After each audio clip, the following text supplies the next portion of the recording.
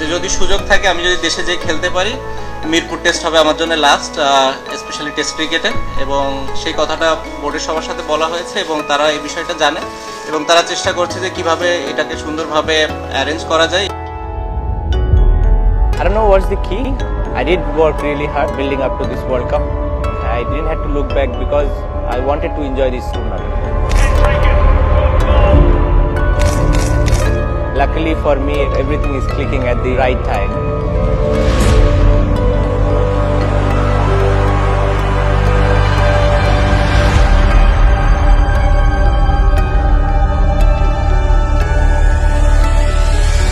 ক্রিকেটের শতবর্ষের রেখায় অনেক বিন্দুর মাঝে লাল সবুজের তো ওই একটাই আমি যে স্থায়ী অমাবস্যার রাতের ওই জ্যোৎস্নার আলো, যে মৃদু হলেও অন্ধকারে পথ দেখিয়েছে বাংলাদেশের ক্রিকেটকে। আমি যে বর্ষার বাতাসে মুকুলিত বসন্ত, আমি ক্রিকেটের পংক্তিমালায় নতুন এক মাত্রা। আমার নাম সাকিব আল হাসান। হবে না আর সাকিব তামিম লড়াই, কিংবা 4 ছক্কা মারার পর সাকিব তামিমের বুকে জড়িয়ে ধরার আনন্দ। হবে না আর দুইজনের ভক্তদের মধ্যে তীব্র লড়াই। সাকিব আল হাসান বিতর্ক কিংবা খেলাধুলা কিংবা টাকা ইনকাম কিংবা ফিতা কাটা সব কিছুতেই যেন ছিলেন নাম্বার 1। ভক্তকে বুকে টেনে নেওয়া কিংবা ভক্তের গায়ে হাত তোলা, সব কিছুতেই আছে সাকিবের নাম জড়িয়ে।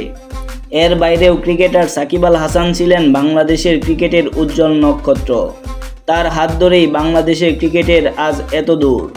তার মাধ্যমেই বিশ্ব দরবারে বাংলাকে চিনেছে অনেকে, হয়েছেন বিশ্ব দরবারে বাংলাদেশের ব্র্যান্ড অ্যাম্বাসিডর। 17 বছর দেশকে সার্ভিস দেওয়া সেই সাকিব আল হাসান এবার বিদায় নিলেন ক্রিকেট থেকে। জানিয়ে দিলেন আসন্ন আফ্রিকা টেস্টের মধ্য দিয়ে মিরপুরে ইতি টানবেন বাংলাদেশের ক্রিকেট থেকে। সেটা সম্ভব না হলে কানপুরে ভারতের বিপক্ষে টেস্টেই হতে পারে সাকিবের শেষ টেস্ট ক্রিকেটের সাথে সাথেই টি-20 ক্রিকেট থেকেও নিয়ে নিলেন অবসর। সর্বশেষ ভারতে অনুষ্ঠিত টি-20 বিশ্বকাপে সর্বশেষ আফগানিস্তানের বিপক্ষে ম্যাচই হয়েছে সাকিব আল হাসানের সর্বশেষ টি-20 ম্যাচ, এমনটাই জানিয়েছেন তিনি। চলুন এবার জেনে নেওয়া যাক বাংলাদেশের হয়ে টি-20 এবং টেস্ট ক্রিকেটে সাকিব আল হাসানের পরিসংখ্যান। শুরুতেই টেস্ট ক্রিকেট। 2007 সালে চট্টগ্রামের জোহর আহমেদ চৌধুরী স্টেডিয়ামে ভারতের বিপক্ষে হয়েছিল ডেবিউ। দেশের হয়ে এখন পর্যন্ত 70টি টেস্ট খেলেন এই ক্রিকেটার। 70 টেস্টে তার রান সংখ্যা হচ্ছে 4600। সর্বোচ্চ ইনিংস হয়েছে 217 রানের। তার এভারেজ হচ্ছে 38। টেস্ট ক্রিকেটে সেঞ্চুরি আছে 5টি এবং ডাবল সেঞ্চুরি আছে 1টি। এছাড়াও অর্ধশতক করেছেন 31 বার।